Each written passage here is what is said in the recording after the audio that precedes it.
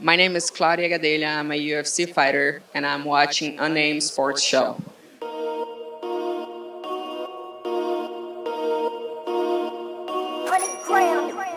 Yeah, I'm on my way.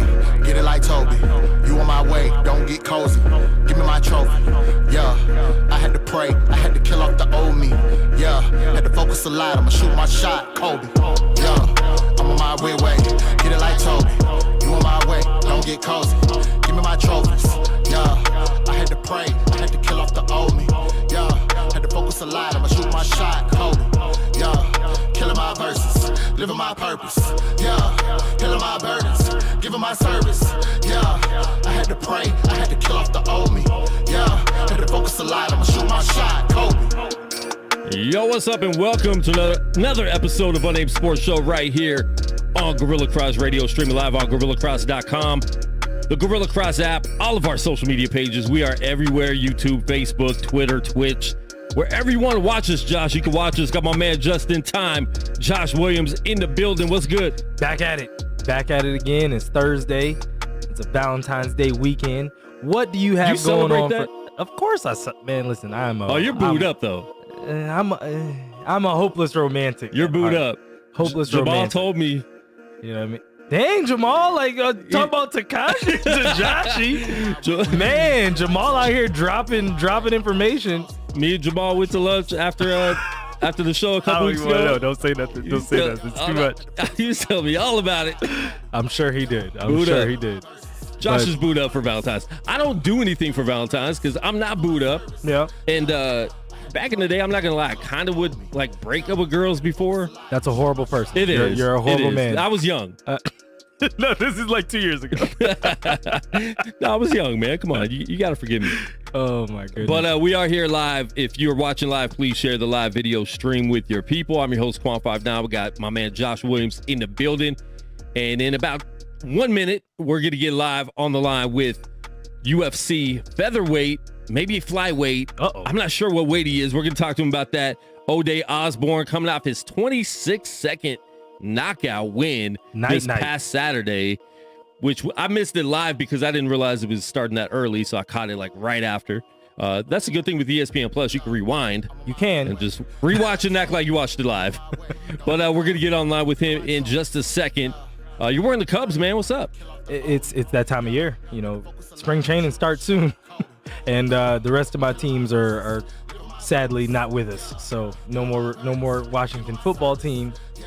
And what's going on with the Caps? The Caps are they had a few games postponed over the last few days because of COVID. So hopefully they play this weekend, but they don't always release all the information, who's sick, who's not, how many. So yeah, we don't know. So hopefully they play this weekend. I think we're canceled up until tomorrow. So we'll see.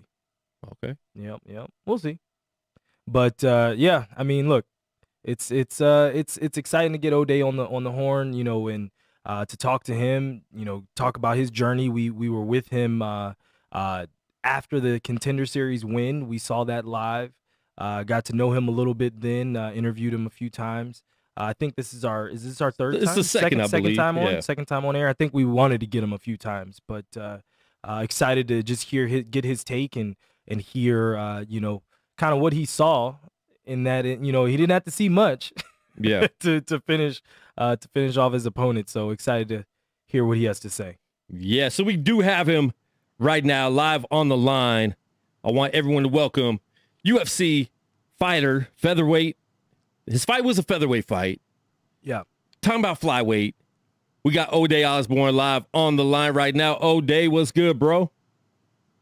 What's good, man? How you doing? Doing For a great, second, man. I wasn't sure if I'd be able to hear you because the music was going. I was like, am I gonna be able to hear you? Oh, yeah, the music is kind of loud. Y'all are professionals. I was like, they'll cut out by the time it's my time to go. Yeah, definitely. But you were bobbing your head. Did you have a freestyle in you? Look, I was about to spit some bars for real. Oh, wait. Now, wait a minute. Now, Ode is Jamaican. Is this going to be a reggae feel or is this how? Oh, see, now I'm intrigued. Do you got bars?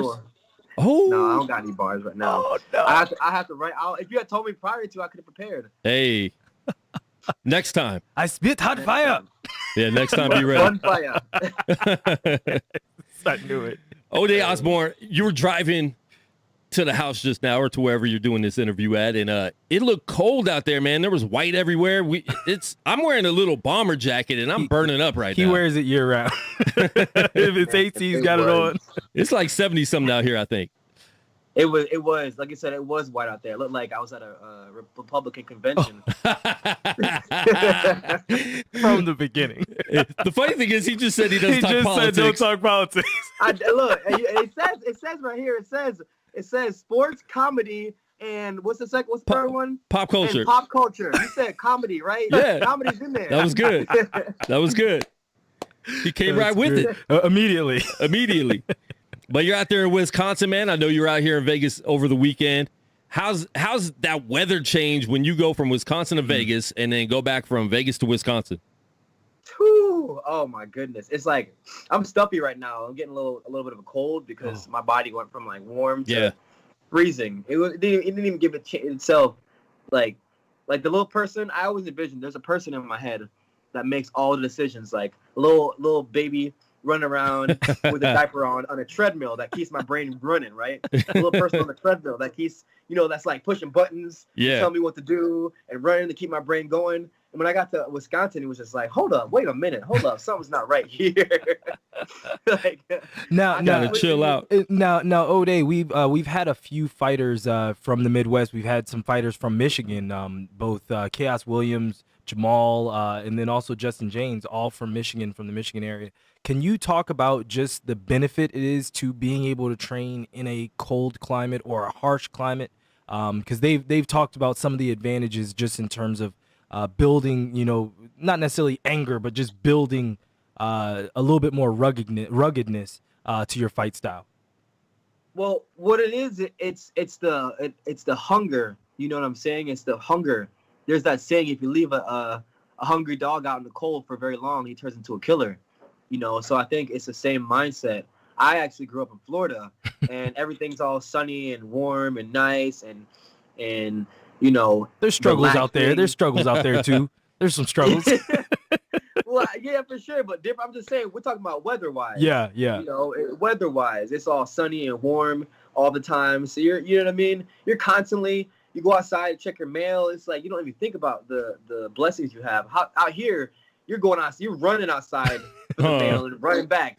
You're trying to put gas in your car, and you're just like, you're doing it. You just can't wait to get that gas pump. You're like, you know what? I was gonna do $20, now I'm gonna do $5. It's so damn cold. That's funny. Oh my goodness, that's funny. So yeah, man, it's that hunger. I've actually Jamal and I fought. No, we didn't fight on Contender Series. I'm sorry. We did our interviews together. Awesome dude, man. Such a super cool guy, man. He's a dope individual. But he'll tell you, it definitely fuels that hunger, especially coming from warm weather and you're out here. It's like, I understand now why, if you ever notice, like, Russians are they're just such tough breaded people. Yeah. It's because they're always cold. Hey, you know That's what? real. There's something there. Yeah. There is something there to that, because they are legitimately always cold. Anytime I see a Russian woman move to Dubai, all those models online, they be in Dubai, and I'm like, what is she? Oh, she's Russian? She's Goodness Russian. gracious. It was like they found sun, and it's like a whole nother breed. Like, I don't know what they are now. It's weird. It's crazy. That melanin hit the skin. They're like, oh. It's a little different. There's a sun? I finally see this sun everyone's talking about. That's great. Listen, man, you just had your second UFC fight this past Saturday, coming off about a year, right? Or actually over a year, because the last fight was the McGregor card. Yep. And so, first of all, why did it take so long to get your second fight in the UFC? Honestly, I couldn't tell you. I couldn't tell you. I want to say because of COVID and everything was just, up and down. But all that matters is that I'm here now. Yeah, man, I'm here now. I was left out in the cold for a while, so I became a killer. Yeah. I kind of saw your face language, though. Was that very frustrating for you to not have a fight that whole year? Even in COVID, there was a lot of fights. There was a lot of fight nights. There was a lot going on. There's some people that fought 2 or 3 times during COVID. Yeah. There was a lot. There was people just fighting left and right. A lot of flyweights fighting too. It's like, ooh. Now, would you? I know that some of the fighters didn't want to fight on Fight Island. Would you have been willing to go to Fight Island to fight during this layoff? Well, a lot of complications with that. We'll touch on that. A lot of complications with that, but I'm glad I never had to go to Fight Island. 1, 2. I also work. Yeah. Oh, that's right. So it which is fine, but there's just a lot of stuff, man. But all that matters is that I'm here right now. That's all that matters. Yeah. Yeah. So, man, so you had a great performance. So we're actually going to play that. We're going to try to get away with playing it without getting kicked off Facebook. So I put some filters on it, and I'm not going to play the audio. I'll just play some beats over it. But we're going to look at that fight. It's not too long, so if you guys are watching live online or if you're watching the replay, enjoy it quickly. Just enjoy it. Don't blink.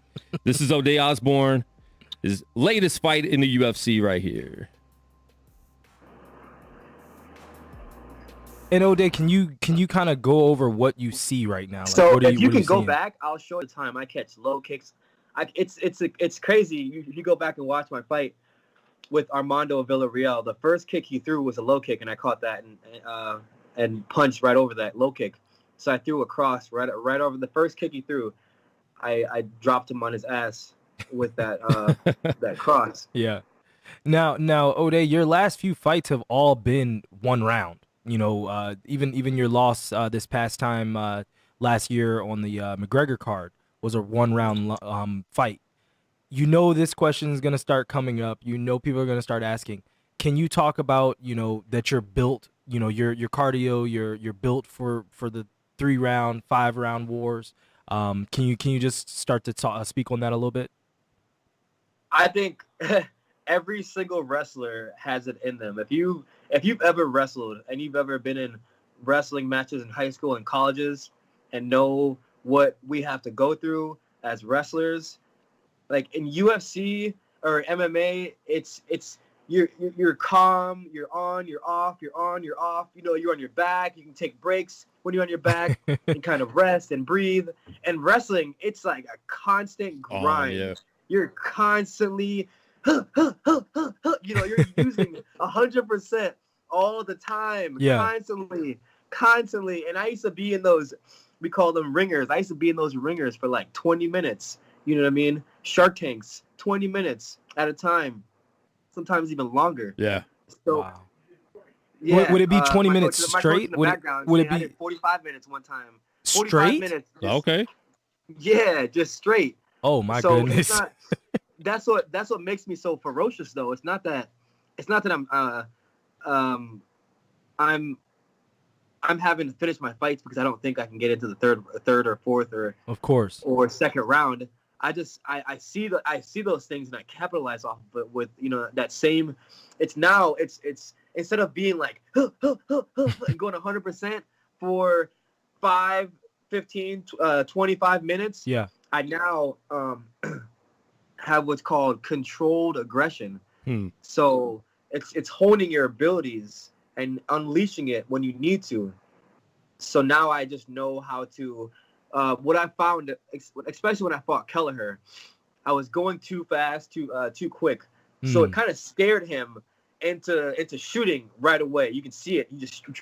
He shot right away. Yeah. Which, you know, for me, also when he took that shot, I was kind of, my ego was in my head, and I didn't defend the shot. I was like, I'm trying to finish him right when he's got my leg. I'm like, nah, you about to die today.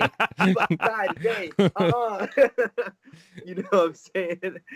So it kind of took me back, and I had to like take a step back. Like, okay, yeah, got to get my controlled aggression back, and yeah, man, just not force anything and capitalize off of that. Now, having a year off, how did that help you in this latest fight?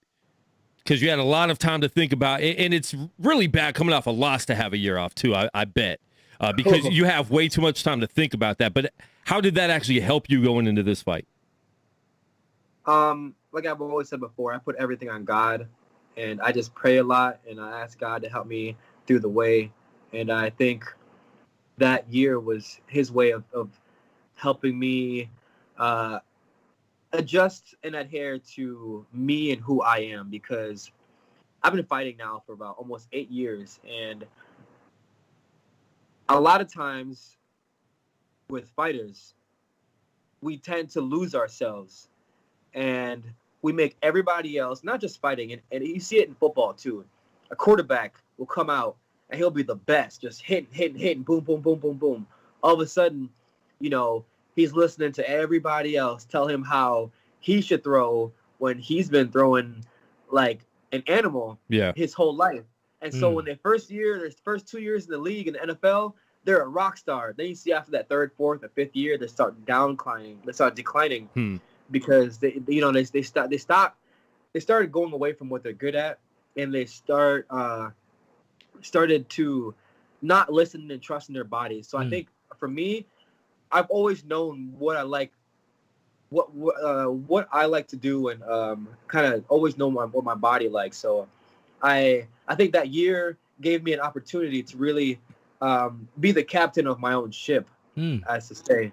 And once I started doing that and started just, you know, cleaning up what I wanted to do mentally and physically, and the people around me, and making sure that, you know, they're comfortable with what I want to do, and making sure that I'm comfortable with them being around me and doing what I want to do, and making sure that, you know, everything fits together right. Because you can have a super nice Lamborghini, but if your interior is shit, it's not really like a Lamborghini. You know what I mean? It just looks nice on the outside, but on the inside, you got to make sure what's under the hood. When you pop that hood up, that's good. Everything is firing right. When you got to make sure all the parts are aligned. And so I think 2020 made, you know what I mean, had me lift up my hood and kind of just make sure everything was just lined up right. Because if you take anything that is not supposed to be under your hood into that octagon, once that cage door closes, it'll be exposed. You got to perform. Yeah, it'll be exposed. Exactly. You got to perform. So I think, and I want to talk about your walk-in, Ode, because I've seen people look chill before walking in, but you had like a real peace over you walking in. I don't know what you were listening to before, but I know your walkout song was actually like a gospel / worship song. Were you back there listening to worship? Because it looked like you just came out of a good church service. It really did, man. I've seen that look before on people. It just looked like you came out of a really good church service. You look like you were filled up with the Holy Spirit, just with that calmness. And you looked really peaceful walking out, and you looked like you were going to win before you even entered the octagon. But tell us about that real quick. No, that's what happens. You said it, man. I looked like I came out of a really good church service. The song is actually on my Instagram, Ode Osbourne. It's on my Instagram. It is "Don't Count Me Out" by Jermaine Edwards. And it's just when I was walking out, like I didn't fully cry, but like my eyes started watering. My eyes started watering a little bit just because I just felt like you said, man, the presence of the Holy Spirit just on me, and I felt just calm, and I had a flashback of all the times and everything that I've lived through in my life, literally. And people always question it, and I always talk about God so much. Because when I was a kid, I didn't have my coaches around me. I didn't have the people I have around me now. I didn't have none of these people. Like the Drake song, "Who Are You People?" I had none of these people around me. And so the only person that when I rolled that dice, when I was in Jamaica, when I came here, when I was going through what I was going through with my mom and everything, she was going through what she was going through. And she, man, she built a amazing life for me. But before that amazing life, we had to roll that dice, and we had to roll on. You say roll on black. We had to re-roll on God every time. Look, we rolled on God, and every time we rolled, it's when I tell you, it was just like boom. Every single time, laid it on God. Every single time, just one dice after another, just kept landing on God, and so that's why my faith is so heavily. I don't know the next word, but it's constructed. It's strong. It's heavy. The force is strong with you, Ode. But no, I mean, I could tell, and I'm not sure. I've been in church my whole life, so I know that look. It looked like a altar call look, like we just got done with a good altar call, good prayer session. Yeah. So you just look very focused, man. So definitely, man, encourage you to stay there, stay in that place, keep that faith, no matter how big you get in this game, because we know how it is. The bigger people get sometimes their ego rises up with them. It's hard to be. That's my fear. Yeah. I mean, well, it's hard to be the blessed one, Max Holloway. It's very hard to be someone that lives, that's in it and then lives that out at the same time. My pastor's watching right now. He said I haven't been to church lately, so he's calling me out. He's calling me out in the comments. It happens. It happens a lot. I watch online, PD. Oh man, no, for real, but like, I'm sorry. Go ahead. Oh no, I was just saying it's just beautiful hearing your story, and my question for you is, now that you've kind of gotten to this place, and I just want you to talk about your journey and then what you see for yourself moving forward, because 26 seconds in the octagon, we still have a lot we want to see of Ode Osbourne you can in fight 2021. You can fight next week. You're still in fight shape, still in fight camp. I mean, you might have some toe scratches on your back, but other than that, he didn't do much. So, so what do you see for the rest of this year? First off, I just want to say about the toe comment. Everybody keeps saying that about the toe. The toe scratches, usually it's on my neck. Everybody keeps saying that. Like, literally, I've had 100 people tell me, like, you didn't even have a toe scratch on your neck. Like, what? Like, I didn't get did I miss the memo? Like, I missed something. But anyways. That's great. But anyways, yeah, man. I hate to sound like I'm not thankful, because I'm so thankful and I'm so appreciative of the moment and everything that I have and for what has happened.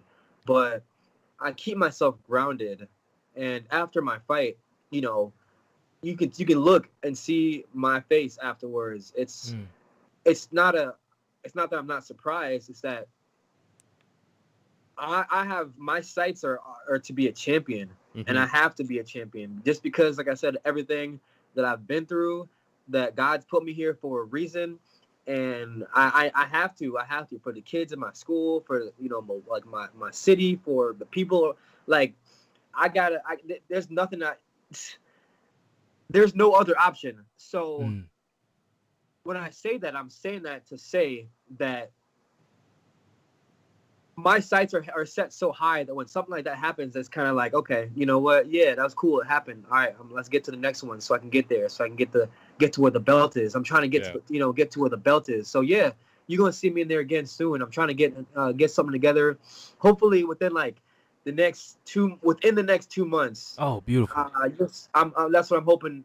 You can see me in there again, because I'm hoping that the call out sticks and I fight the person I want to fight. If not, then it don't matter. You know what I'm saying? But yeah, I'm hungry. I'm hungry for this, and that's all I've ever dreamed about. Now you just fought at 145, and you've been talking about going down to 125. What's that like for you, and why do you want to go down to flyweight? Well, originally I was supposed to fight Denise Bondar on this card at a catchweight at 130. Okay. So I originally am supposed to go down to a flyweight. Regardless, I don't cut any weight. I walk around. My natural weight walking around is like 142. Wow. So yeah, flyweight is ideally the weight class I want to get to because bantamweight is so stacked. So many guys there. So many guys. And I figure flyweight. If I'm doing the calculations right, I'm hoping 3 wins like that and shit. Championship is right there. Sorry. Yeah. And you called out Figueiredo's brother, right? Yeah. Francisco. Francisco. Okay. Yeah. If you're gonna call him out, you gotta know his full name. But do you think that's gonna happen? I hope it happens. Because when I was watching that fight, I saw he fought Jerome Rivera last at flyweight. Yeah. And I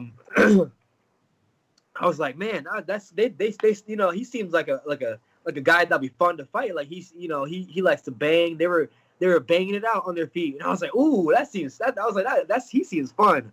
So I always try to, I'm always trying to test myself with, people that who want to stand and bang with me. Like let's see how much people can, how much I can test myself with people that will want to stand and bang. Yeah. So I always try to look for those fun people to fight, people who kind of just want to get it in. And I'm like, yeah, that's cool. Let's go. Your versions of fun, Ode, and my versions are a little bit different.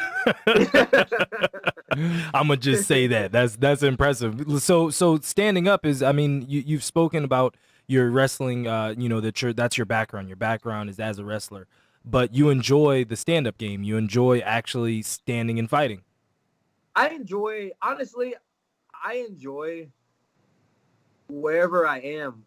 I love jiu-jitsu. As you can tell, 4 out of my, I think, is it 4 or I don't know how many, half of my wins by submission, half by TKO or KO. I just know that.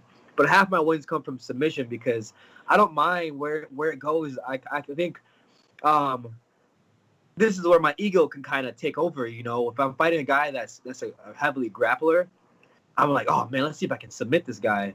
If I'm fighting a guy that's a striker, I want to, let's stand and bang. Let's see if I can, you know what I'm saying? So I always try to test myself. I want to be better than the person that's doing the thing to me, but I have to be careful because I got to check myself with my ego and know where I have to concede. That is inherently a fighter thing. Like everybody, he's like, "Oh, you're a wrestler? I'm gonna out wrestle you." I'll wrestle you. Like, oh, okay, you're bad at jujitsu. So you get caught up with the wrong one. So you get caught up with the wrong one. What did you say to Jerome after the fight? Because you talked to him for quite a while. We do see fighters, they'll go up to their opponent afterwards, like, shake their hand, say good fight, whatever. But you talked to him for quite a while. What was that word? So I'm gonna say this. This is just the me thing, and just because this is my first fight after my first win in the UFC, I told myself, I was like, all right, so many people has asked me that, and I've already told people what I've said. But from the next fights on into the UFC, I'm just gonna tell people that, you know what, that was between me and the fighter. But since I've already put it out there, I just said, just don't be so hesitant on throwing your punches, because when he was kind of throwing, I was batting his punches away because there was no heat on them. His punches had no heat, no ferocity, and I said, when you get to the next level or wherever you end up, because at the end of the day, we're all trying to just feed mouths, that's it. So whenever I fight people, I always, there's no bad blood. I always, that's dope. Try to help him in any way possible. So whatever he lost by, and that's what I saw in there. He kind of seemed very hesitant on his punches, and he was pulling them a little bit. He wasn't trying to throw in any heat. And so I said, man, just be confident in your abilities and throw your punches out there. Now, how much pressure do you think is on a fighter like that that's on their last fight of their contract? Oh, wow. That if they lose, they know they're probably going to get dropped. How much pressure is it, and do you think that affected him knowing that this could be his last fight if he lost?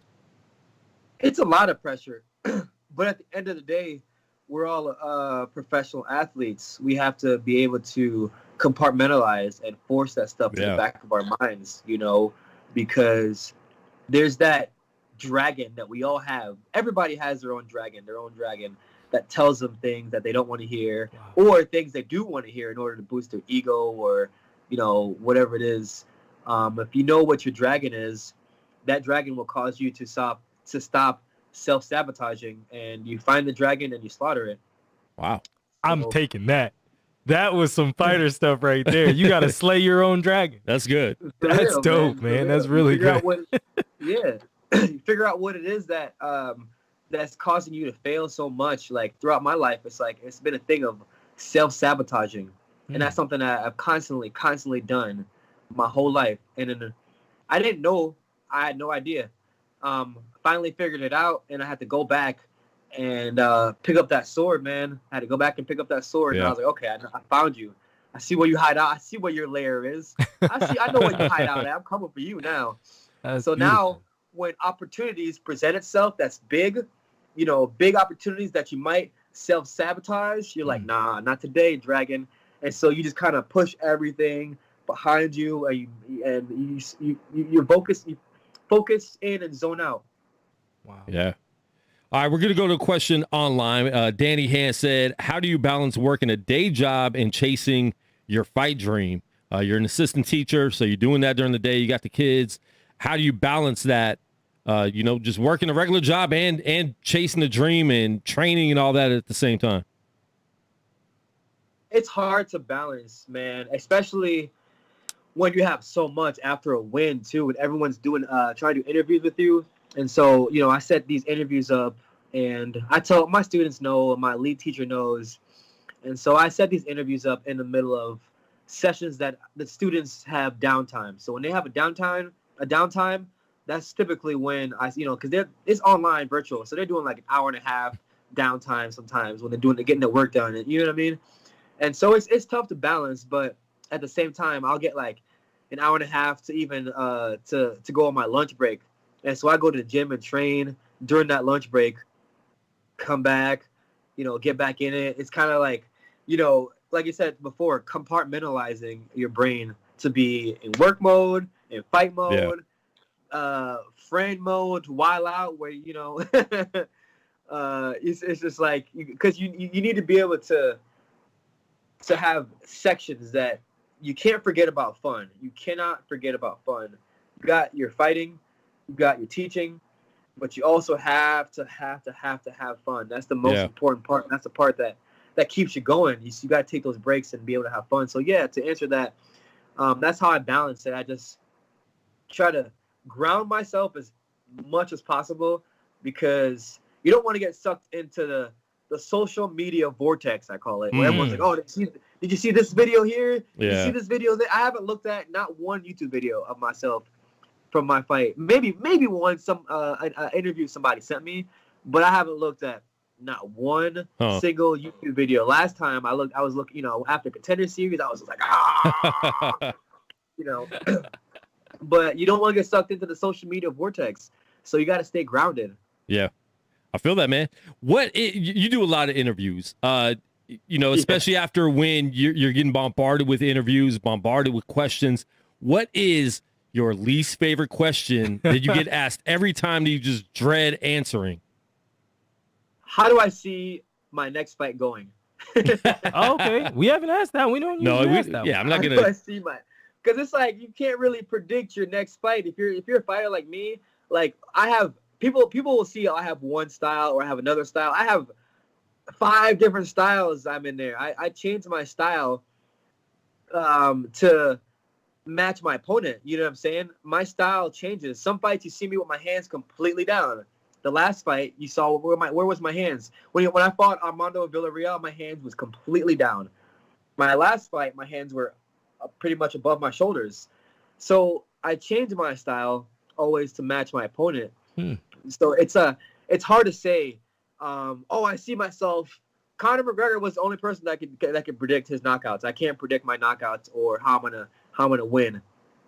I just know the outcome of how I want it to be, and all I can do is just trust in myself and God, and whatever outcome I want it to be, just fight towards that outcome, fight towards those finishes, So I can't really. It's hard to say like, oh, here's how it's gonna go every round for round. I'm like, what if it don't go those rounds? So I don't. It's hard. It's a hard question. It's a question that I'm like, But and we're in there in the media room, and I try to stay away from the cliche questions because it does get, I know it has to get boring for the fighters to answer, some of the same things over and over again. Especially like, who's next? Who do you want next? It's like, I just got done fighting. Yeah. I want to eat. I want to eat next. I want to eat next. I already know where he's going with that question. So that's everybody. I see it all the time. Well, is it? I mean, John Morgan he gets to ask it first, but people will still ask it. Yeah, and then no one else can ask it. That's true. That is true. Once it's asked, you can't really ask it again unless you're just that guy. But Ode, what? All right, so we always tend to ask a few off-script questions. So, what other sports do you like? Being that you said you lived in Florida, you're from Jamaica, you live in Wisconsin now. Your guy up there, Aaron, just won his third MVP. Are you a Packer fan? Are you not a Packer fan? Like, give me your sports list. Well, my favorite sport involves in the wintertime. It's like it involves a shovel, right? And then you just go outside, you get as much snow as possible up. Oh my God. No, but for real, I stopped following football after the whole Kaepernick thing happened, to be honest with you. I used to follow football religiously. I used to follow it like religiously. After the whole Kaepernick thing happened, I kind of just was like, you know what, I can't. I stopped following it. But I do follow friends who I have from high school that are in the league, like Jacoby Brissett. Oh wow, Colts. Yep. Him and I are friends. We talk on occasion on Instagram. He'll comment on something, whatever the case may be. But we graduated together in high school. Nice. Nick O'Leary, I think he's at the Rams now. He's I think so. Yeah. Jack Nicklaus's grandson. Yep. Also graduated. We're in the same year. Me, Nick, Jacoby. Another guy from the Saints, Tommy Lee Lewis. He is a slot receiver. He's probably he's super short, but probably one of the fastest kids on the team. There was, what else did they have? Oh my gosh, I don't even. So I tend to follow the people that I graduated with and I'm friends with more so than the league. But I will say this, man. The Bucks, I will stand behind the Bucks 110%. They've shown such amazing activism and just, their passion for people.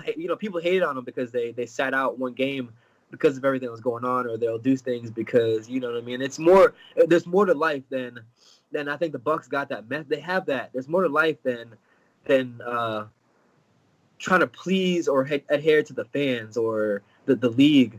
We're all in this for a better cause. And that's why I fight, man, to use my platform to create a much better cause where everybody can be in this together and form a society where everybody can come together, because I feel like this past 4 years we haven't been so divided, and I don't like that, you know what I'm saying? So I want to be able to form some kind, preach a message where people can just be united again. So I know this is off topic. No, you're good. No, it's exactly on topic. Sports and everything. But yeah, I haven't really followed football after that whole thing happened. I kind of just, you know what I mean? I was like, I kind of just turned away from that. Well, you mentioned the Milwaukee Bucks, and they were activists. The bubble, people were wearing, different sayings on their shirt. Black Lives Matter, different things on the back of their shirt. The WNBA, they have Breonna Taylor on the back of their shirts. The NFL has End Racism in the end zone. They also have Major League Baseball had BLM on the mound. Yeah. UFC, you being a black UFC fighter, UFC was the only sport that didn't really address it at the time. And they were the first ones back. Yeah. How, as a black UFC fighter, and just the community as a whole in the UFC, how did you guys look at that in your league, seeing that all these other leagues, or at least addressing it, even if it's like the NFL felt a little fake in addressing it, but they still did their due diligence to address it? Yeah. How's that make you feel as a UFC fighter in the league that the league didn't really address that? Uh-oh, he's backing up. Yeah, I was trying to find some space. tape, like, to put over my mouth, like. I was trying to find some. I was looking. Hey, listen, O'Day. We're not gonna mess your bag up. So if you gotta recuse yourself, you feel free.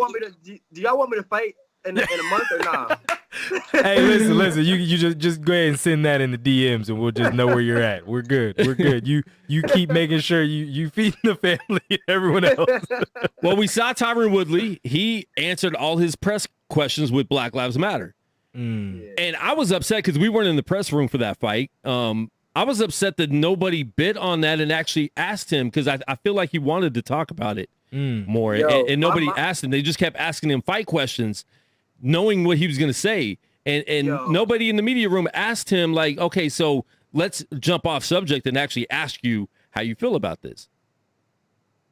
And it's, man, during the whole George Floyd, everything, I was going in, like, I was out here marching, doing everything, like promoting, you know what I mean? I was really, like, just pushing hard for, equality and all of that stuff. And I was just going, like I said, man, I lost sleep, and I was just so upset, so angry.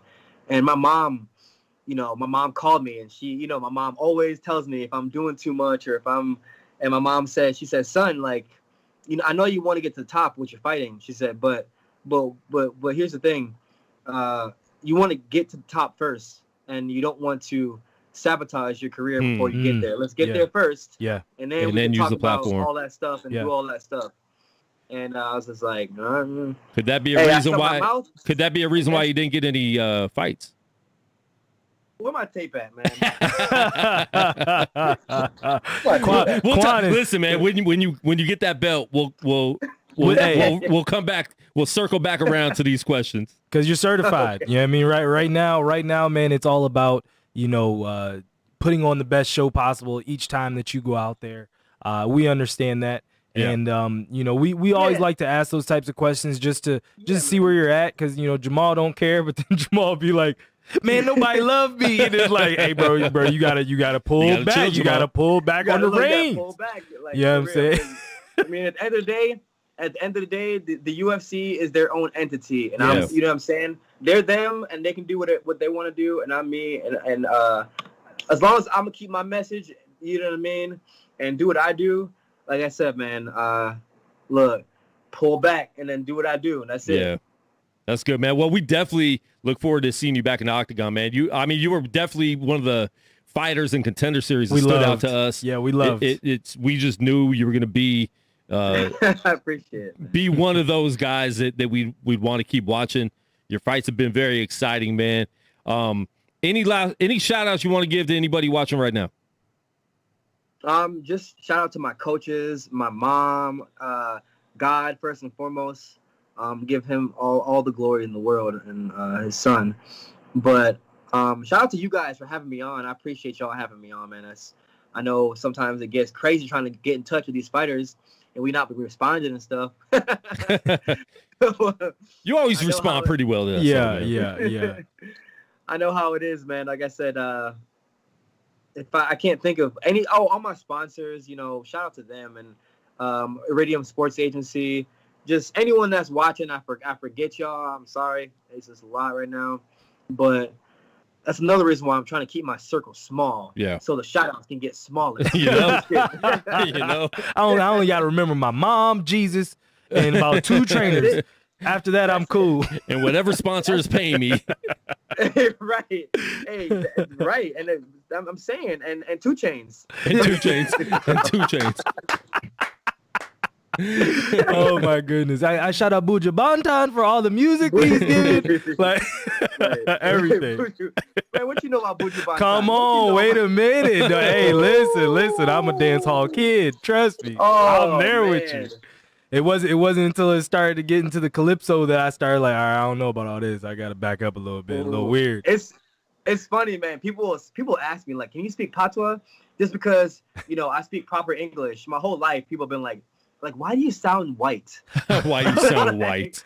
That just came up on my Facebook today. My entire life, my whole life, from like legit when I got to America, and my mom like kind of educated me, and I had a real solid Jamaican accent.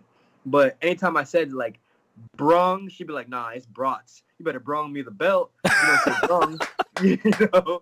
So that's but great. People always ask me like, do you know how to speak patois? And I'm like, I can speak patois full blown. Wow. Full blown. So it's funny that you bring up Buju Banton. That's hilarious, man. Buju Banton. Now, what you know? Oh, there you go. There it is. I get asked all the time, how come I don't sound white? Hey, trust me. As Ode attests, our whole lives, it's like, oh yeah, you sound white, you act white. It's a struggle. It's a struggle within our community. Because it really comes from the community first. White people every now and again will say it and like, oh, you're not what I expected, and I know what that's. Sometimes that's they're code like, oh, you're one of for, us. Oh, wait a minute. You know what I mean? You're but not ghetto. I completely understand exactly what he's saying. 100%. Yeah. Yeah, and what it's saying is why do you sound so intelligent? Which is like, black people can't sound intelligent. What? What it's like, this is the worst thing ever. Why do you sound so intelligent? Like, stop enunciating your words. Yeah, stop putting the T and the P English on things. Like, you have to drop that. We want more ebonics. Yeah, you know what I'm saying? Like, you need more of that. Oh man, it's a mess. Welcome to Unnamed Sports Show. Oh, I'm glad you saw the comedy part of our show. A lot of people get mad that we're talking comedy all the time. Yeah. You guys aren't serious enough. I'm always like, I'm not even kidding you. I'm always like so comical. Like, for instance, like right now, hold the phone. Okay, he's going to get. He has props. Props. O'Day has props. I have not done this on anybody else's show. Okay, here we go. Oh, here we go. Me come one time. Yes. The Jamaican, sometimes them call me Black Sparrow, but we don't like Black Sparrow. It sounds too finicky. We just go with the Jamaican pirate. The Jamaican pirate, and I've seen it on Instagram. Going on. MC it everywhere we go. So every time we put on the ads, every time we put the ad on, we have the patois, and every time I take it off, then it goes back to normal. I'm speaking normal again. So I do that for the kids in my school. All right, when you get near the top, right? That has to be the character during your weigh-ins. He has a camera. During your face-offs and weigh-ins, you got to bring him out. 100%. I might have to. Hey, listen. The Black Sparrow. They're bro. The Black Jack Sparrow. It's coming. Listen, all that is coming. You got keep that. Refine it. He needs his own everything. He needs his own channel. Hey, yes. I'm saying, man, I be getting into character too much. Like, the kids in my school, they die. They crack up. They just be like, Mr. O. Now, were there any kids in your school that actually talked to you about maybe wanting to fight, and do you train any of the kids? Yeah, they do all the time, but I always tell them, because it's always the ones that give me issues and give me tongue, give me lip, that want to be like, oh, I want to be a fighter. I'll be like, well, you got to get your act together first. You can't be a fighter without, finishing your homework and not and shoot. I always tell them. There's certain ones I tell them all the time, because I talk to them, on a different level. And so I tell them all the time, I'm like, if there's certain kids that give me issues, I call them resistors that, resist human nature. I always tell them, like, look, if you want to be a fighter, you got to stop coming in guns blazing all the time whenever you get mad. It's all about being calm, and you got to be a sniper. You know, and it's weird. It's weird talking to kids about that because, you know, you can perceive it different. But I know the kids I work with, they play a lot of video games, and I always, you know, they love Call of Duty, and I'll be like, you know, what happens when you come in Call of Duty, just guns blazing, brrr, you get killed. Like, oh, you get killed right That's away. Right. Yeah. Like, but if you can be a sniper and just pick people off from a distance, and that's how you have to. When you get upset, that's how you have to formulate your arguments. You know, you gotta know what you want to say and be tactical about it. And so that's why I always give them those speech whenever they talk about fighting. Wow. Always a good time talking to you, brother. Seriously, as Quan said before, you know, the second we met you here in Vegas for the Contender Series, we knew not only were you a fighter to watch, but, you know, everything about you. Your story was great. You know, your presentation was great. Well, you carry yourself, everything. And you were a dope fighter in the octagon. Yeah. So, you know, so I've always cheered for you, brother. I will continue to cheer for you. And am very excited to see, you know, what the future holds for you. Yeah, I'm trying to get you in the studio next time you're in Vegas, man. I know it's hard. But, one of these times. Maybe before the fights. We're very I can speak for myself. I know I'm very superstitious. I don't like, you know, having somebody on the air and it's like, how's it gonna go? And they're like, oh, I'm gonna win, and then something bad happened. Like, oh, damn, I messed it up. And not just that, before the fights too, I like being like, you know, I don't like doing interviews and stuff before my fight. That's why I messaged you like on Instagram when you asked me to reach out before the fight, and I was like, after my fight, we'll talk. Yeah. I like being so focused on what I have to do. You know, when you got, I love using comparisons. But when you got like me and my coach talk about this, but like a slingshot, you want to hit your target. You don't want to overshoot. You know? Yeah. Or undershoot. Yeah. That's Ode Osbourne. Follow him on social media at Ode Osbourne. You see his name, so it's nice and easy. I love when they don't have crazy names. Ode Osbourne, the killer from Vanilla. underscore. How did you know I was gonna go underscore? I hate when they give me 2 underscores at the end of their name. 2 with 2 underscores. Not one. I'm like, why you got 2 underscores? With the emoji in their name too. With the emoji. With a boxing glove. Like, bro, it's you I mean, you're a UFC fighter. Oh, you know what I hate though? This is sad, and I mean, Ode doesn't have it in his name, but when somebody has like their name, like at blah blah blah UFC, and then like they get booted out the UFC. Hey, you gotta just switch it up. That's all right. I don't mind that. Well, you just promoted that forever. That's why you have to have something that's just you. True. Like when you have MMA on the back, that's cool. Okay. You know, all right. Yeah. That will always stay with you even when you're not in MMA. That was you were in MMA, but But then you got to relive that every time. Yeah. You got to relive UFC every time. Like, exactly. Every time you type it in your username to log into your stuff, you be like, Ode at UFC. No! It'd be Ode Osbourne, Bellator. LFA. At Fight Club, at Bare Knuckle Wrestling. Bare Knuckle's weird.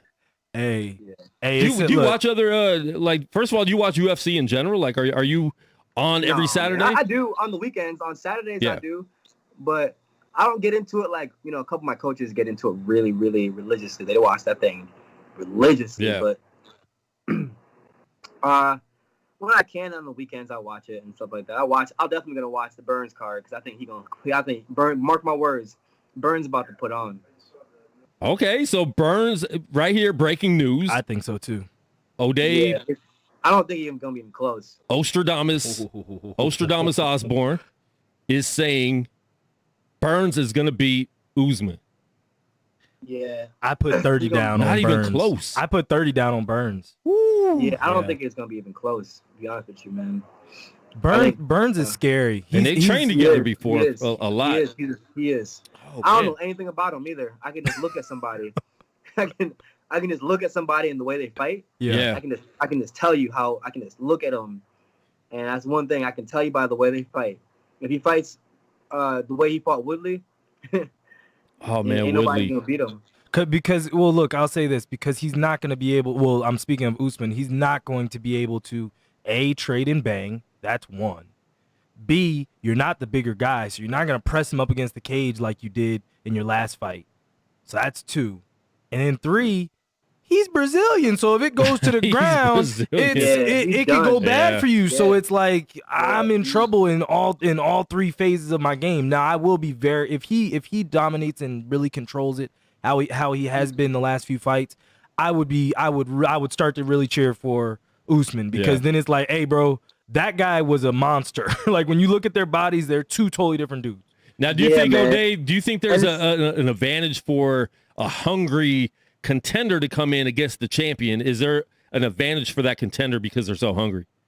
Yeah, of course there's an advantage, and not just that, but you gotta look at how people, like I said, how people strike. Like it's like me when you everyone just sees, like, you know, a strong cross. It's how I throw my punches, and it's how Burns throws his punches. Man, he's not just like, when he's throwing his punches, they're like whoop whoop whoop. I can hear it almost, like, come on, like he's just it's so, like, just furious. And it's deadly. It's deadly. It's deadly. He throws his punches and his strikes just like with a certain bravado that he is the best in the world. That's deep. Yeah. Man.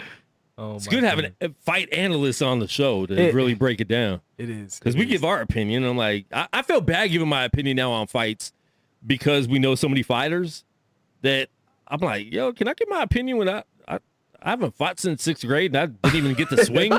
I didn't even get a swing in that. See, I was about to big you up because, honestly, we've heard so much from different fighters now that, you know, talking to Jamal will sit and break stuff down with me now. Talking to Chaos, they'll break stuff down, and now I see fights differently. And I you know, look, it is just our opinion. Yeah. And, you know, we're not Joe Rogan. I'm not out here trying to get cauliflower ear just because I'm trying to have some street cred. I can give my opinion and then duck from every fight. I feel that. But, you know, there is something to be said about having the fighters on. Because this is what they do. Yeah, and they see it so different than we do as fans sitting there. And I know you've probably dealt with social media comments that you've probably read and just have to laugh off. Because it's you know, you should have need him there, like, bro. Some 16-year-old kid, 6'1", 280, 6'1", 280, eating Cheetos, just talking about how bad of a fighter that was. Oh, boo! Man. Yeah, more action. Man. What are you doing, ref? After Kelleher, I never got so many "you should retire" comments. Oh my god! Wow! I was like, ooh, okay. I was like, we'll come back now. Wait. I was like, just wait. Look, you fueling me. Keep them coming. Yeah. That's all it is, just fuel, man. It's all just fuel. And I saw after Conor lost, all the casual fans that only watch when Conor fights, and they're like someone's house. He's done. His career's over. I'm like, he just fought somebody that's better than him. First of all, he's on that night. On that night, because he had already beat him. And I called that fight. Did you? I already called that fight. Called that fight. I called the co-main event with Michael Chandler. Called that fight too. Man, y'all need to bet. I didn't expect Chandler to do what he did that quick. Oof, good Lord, that was a massacre. He made Hooker look like not a fighter. I don't think anyone's gonna beat him, really. Chandler. I don't see any. Really? Yeah. Only other person I see giving him fits.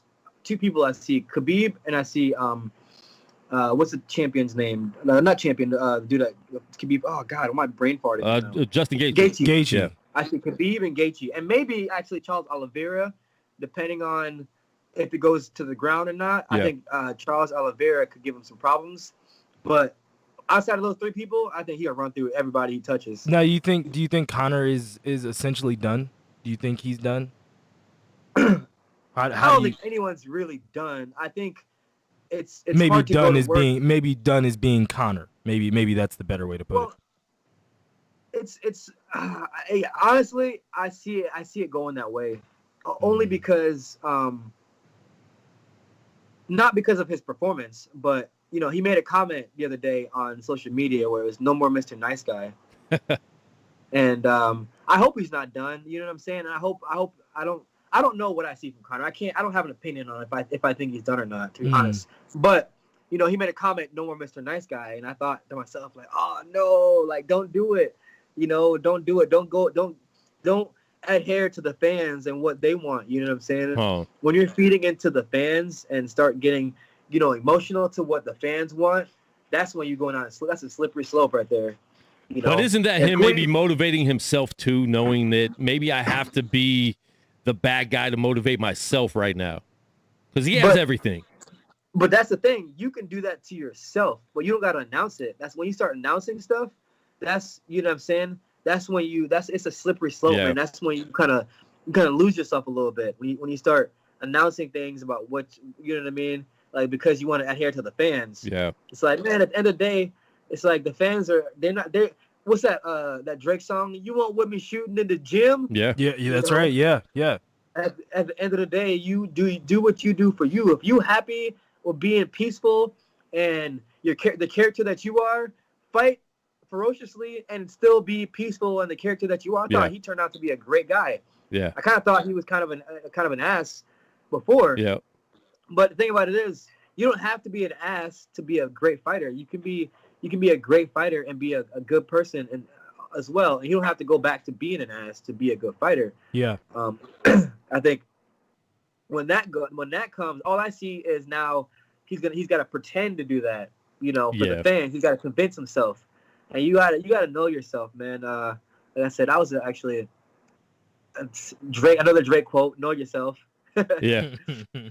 But it's true, man. You have to know yourself for who you are, because if you don't know yourself and you step into that octagon, once that door closes, yourself comes out like immediately. But do you think if he didn't have that attitude before, he would have became the character and made the money that he did and been able to fight Mayweather and do everything he did if he didn't develop that I'm an a-hole character? It's not about the character. He's always been. It's a confident person that he always were. Okay, so it's not about the persona that he gives off. I guarantee you, if you meet Conor McGregor, he's probably like the nicest, soft-spoken person ever. But it's the persona. It's the hunger that he had before. You know what I'm saying? It's the hunger and the confidence. It's hard to go to work when you sleep in silk sheets. But as long as you keep yourself, if you keep yourself grounded. If you keep yourself grounded, you're deadly. You keep yourself grounded as much as possible. But I think it's not about going back to his character. It's about finding his confidence again. Like I said before, it's got nothing to do about what you present to the public or to the world. That is everything about that. It's all fictitious. All that is fugazi. It's fake. What the world sees is fake. None of that matters. Quan don't know about Fugazi. If you don't believe any of it, if you don't believe it, none of it matters. Yeah. So if you go back to acting that way and doing the same stuff, you can't act like a lion and then perform like a cat. Yeah. That's it. Yeah, and basically, I mean, he did fight. Poirier has been fighting.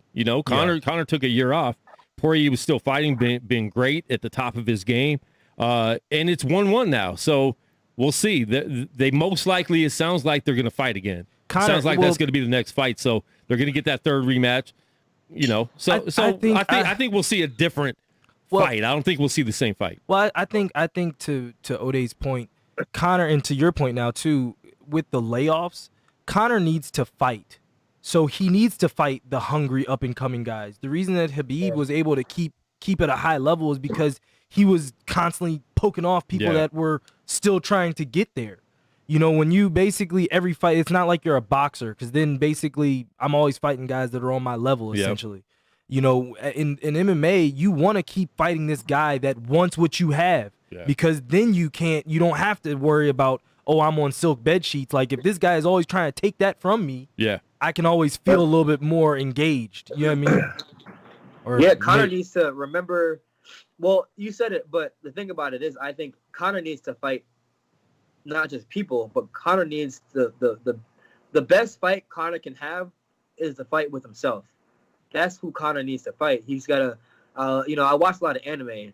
Here's when I was watching, about fighting yourself, and that's the battle of duality, man. That's the fight that you have to constantly have is with yourself. And you can't ignore it. The more you ignore it, the more yourself comes in full force and kicks your ass. You got to look that person in the mirror and face where you are and remember why it is you started fighting. You got to remember why. Why did I start? Why did I do this? What brought me here? You got to go back to that. You got to go back to your roots. Rocky 3. Good. You gotta get the eye of the tiger back. Yeah. That's the only thing. That's good, man. Well, Ode, bro, we appreciate it, man. We appreciate your time. And like I said before, man, we look forward to seeing you back in that octagon soon, man. Hopefully, hopefully sooner than later this time.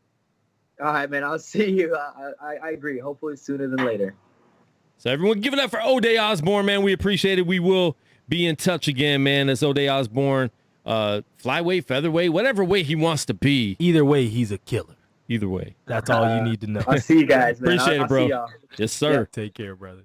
Man, exciting conversation. If you guys want more of these conversations, make sure you subscribe to our YouTube channel at Gorilla Cross on all social media. Subscribe. Real quick, let's break down some of the sports going on before we close out the show. Sure. You sent an article about Karl Anthony Towns. Yeah. Just came back last night. Was his first night being out for 13 games. For COVID. He lost his mom. She was, one of the first people in America, pretty much. Yeah. When it first started. April. She got it. I want to say she got it in January, February. The Towns family, good friends of my family. My dad knows both the mom and dad real well. Yeah. Knows Karl a little bit. And, and so that was tragic, that whole situation, because she had been in a coma for like literally 2 months. Wow. So when he got it, I didn't realize that he got it and then it was going to be bad. But, as the article was saying, basically his genetic makeup kind of takes after his mom. And so, they have a lot of predispositions and pre-existing issues that makes COVID a little bit more dangerous and deadly for them. And he was basically just talking that, it was a fight for him. Wow. And I think the main thing that I wanted to kind of just touch on quickly was just, is it dangerous what we're doing? I know as fans, we want our sports, we want them now, we want things to be normal. But I know that I can't remember if we've spoken about it on the air, but I know that I've spoken to other people about it. We don't know what we don't know. There is no test subject. You and I both have had COVID over the last year. And there aren't any test subjects right now in terms of what this is going to do to our bodies long term. Yeah. We have kind of an idea what it could do, right now when you're in it, when you're dealing with it. But to rush these athletes back, like it's basically like it's like a sprained ankle. Yeah. Oh, I got a high ankle sprain. I'm out for 3 weeks and I'll be back. People are having COVID and then they're basically, okay, you're clear. Come on back. And there is nothing to be said. I think it's hard because there's so many, like, I didn't feel that bad when I had it. You know what I'm saying? I didn't. It felt like a mild normal cold that just kept going. Yeah. I was very fatigued, but it didn't feel that way. And then other people that are healthier than me, younger than me, healthier than me, are in the hospital with pneumonia and all this other stuff. So I think it's so hard and it hits everybody so different that it's hard to stop everybody. Yeah. Stopping every sport because you're stopping jobs too, Sure. know? No, you're stopping economy, and that we can see from our country and Vegas, frankly, that that isn't something that we wish to stop either. But it's just something. There's something to be said about because I forget what college team that child played for. He's a child to me. That had COVID, came back, and then basically had a heart attack on the court. I believe that was Florida. Yes, it was Florida. Thank you. At the beginning of the season, yeah. It happened in December, I feel like. And so I feel a totally different way when it comes to pro sports and college sports. Okay. I don't feel college sports should have been back. The football season was horrendous. Yeah. I barely watched it. Half the teams couldn't even play, and you still want to crown the champion because you were actually able to play. Yeah. I thought the college football season was horrible. College basketball has been a mess. There's so many teams that they postpone the games they miss a week, they miss 2 weeks. These people aren't getting paid. Yeah. These athletes aren't getting paid. So I think there's a difference. At the same time, I know for the athletes, we need to showcase our skills to be able to get paid at the next level next year or the next 2 years. Same thing with high school kids. Yeah. You know what I mean? Like I struggle with that right now. There's been no high school basketball season. There was no football season. So, or if it was truncated. Yeah. You know, for the children that are trying to get to the next level, how? You know what I mean? And then for the colleges that are trying to recruit, how? Yeah. Like, yeah, so it's like you said, it's frankly a mess. You know what I mean? And I don't think there is an answer, but it is just scary. You And know what I there's mean? the vaccine. We don't know what long-term effects of that are going to be as well. So, yeah, it's a mess. Yeah. It's a mess. But, prayers up for Karl Anthony Towns. I know even Golden Knights, they dealt with it for, I think we were out for like a week and a half. Yeah, it was like 10 days. And then another player just got pulled from the game two days ago. Thomas Nosek got pulled. What, mid-game? Like at the beginning of the game. Wow. He tested, so they're going to play on, which is still weird to me. What's contract tracing and what isn't? KD got pulled in the third quarter of a game last week. Yeah. And so he has to miss again after he already did. Yeah. The Caps, like we said at the beginning of the episode, they just had, I think, 4 or 5 games canceled this week, like coming from last week into this week. So, it's one of those things, is it worth it? I think it's worth it, but it's something that we have to know what we're dealing with. And, and so when people, like when you hear LeBron or Greek Freak or KD or any of these players speaking on the All-Star game. Well, and I think that's the issue. Yeah. It's worth it to do certain steps, right? Like, let's get back to playing. Obviously, we have to maintain control. Sure. But then you get too comfortable. And I think the comfortability comes in when you're saying, let's do the All-Star game now. Even though at the beginning of the season, no All-Star you game. said there's not going to be an All-Star game. There will be an All-Star weekend or week where there will be a break in between. All-Star break. All-Star break. Yeah. Where you'll have, 5 to 10 games in between. And I think that's what they should have stuck with instead of now you're looking at the dollar signs again instead of the health of players. And not just the health. COVID has messed up the season to where it's on a different timeline, right? So the season just ended in October, starting again in December. Yeah.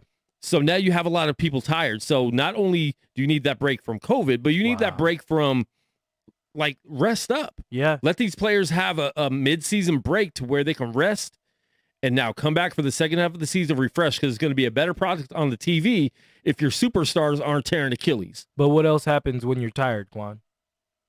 Your immune system goes down. Yeah. And you're more immune to you're less likely to fight off any kind of infection or disease. And with the All-Star game being proposed in Hotlanta, in a hotbed that does not really care about a lot of, Wow, that's true. I didn't even think about that side of it. So not only are you wanting to do the All-Star game, but you're going to take it to a place that really doesn't take the precautions. I didn't even think. It's not like you're going to, let's take them to LA where everything's closed and just do it there. Sure. You're not doing a bubble. You're not, it's weird. They shouldn't do it. The All-Star game should not be happening. It doesn't need to happen. I don't even know where you could put it. Nowhere. Truthfully. Like, you know what I mean? Don't Like safely. Wakanda. Because, well, I mean, but simply just because, like you said, if it's an All-Star weekend, we're still going to, as players, we're still going to act like All-Star weekend. I don't care what anybody tells me, how responsible we choose to be. Well, and part of the problem is also, like, if we don't play, the players are still going to go out and do what they're going to do. Yeah. So some of these players complaining, but I feel like somebody like LeBron, he's going to chill at home with his family. No, he'll be out. You think so? I think he's going to chill. Like I'm telling you, when it's All-Star weekend, I've been to. No, I'm saying if they didn't do it and just had like a 5 or 10 day break. Oh, a break. Oh, I see what you're saying. Yes. The players would chill. Some of them wouldn't, though. And I think that's yeah. kind of like the argument going back and forth. Mm. Like, you're still going to go out and party anyways, because we see it with you're on break. Some of these players anyways. James Harden starting his season like that. Yeah. I'm on break. Yeah. But, there's something to be said about that. So that was kind of just what I wanted to talk about quickly. Yeah. Then we do have UFC this weekend, UFC 259? What is it? They didn't just restart the number. 258. 258, UFC 258. Usman versus Burns. Ode Osbourne said it's going to be Burns without a doubt. I had picked Usman, but now I'm like, I picked Burns. I put money on Burns. Burns is definitely hungry, but Usman is still the champ. And listen, man, this dude is tough. You can't just throw him away that easily. No.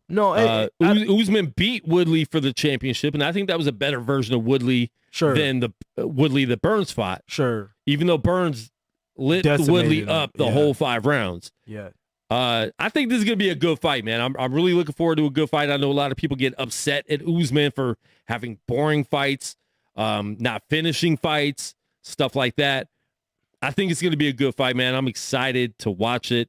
I don't have it all pulled up for the undercards and stuff like that, but there's a lot of good fights coming up, man.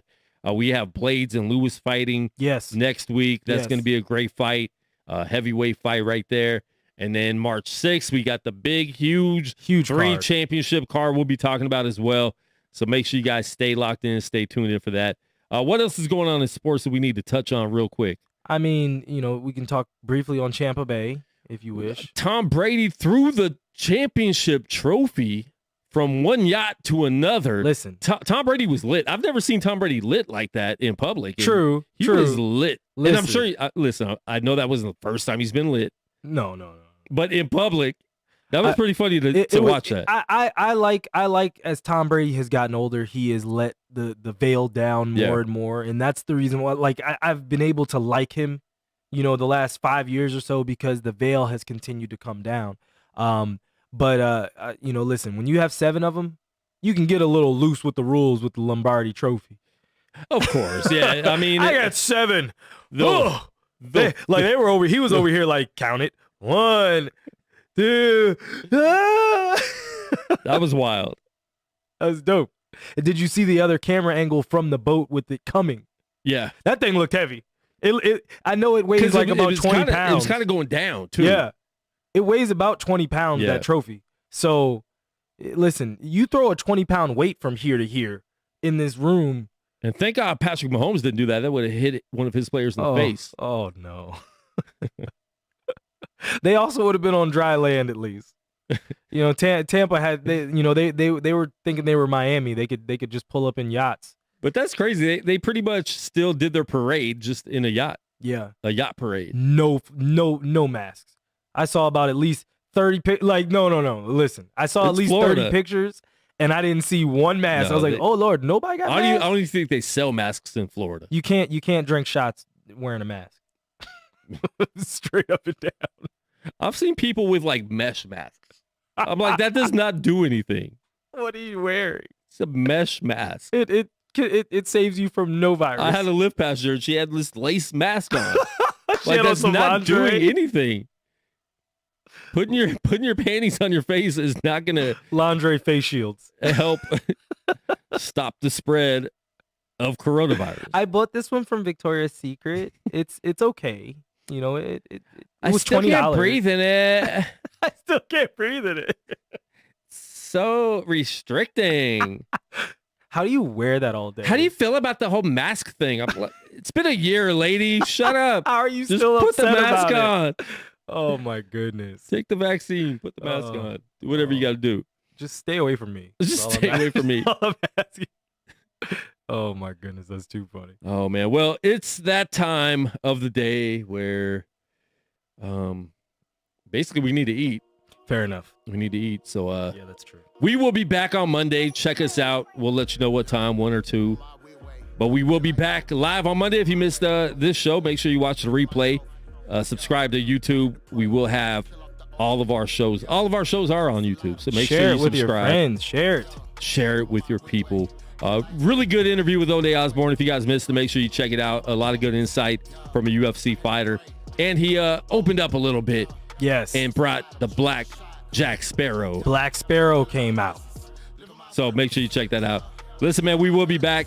Tune in, download the Gorilla Cross app, and we are outro. Yeah, focus a lot. I'ma shoot my shot. Kobe.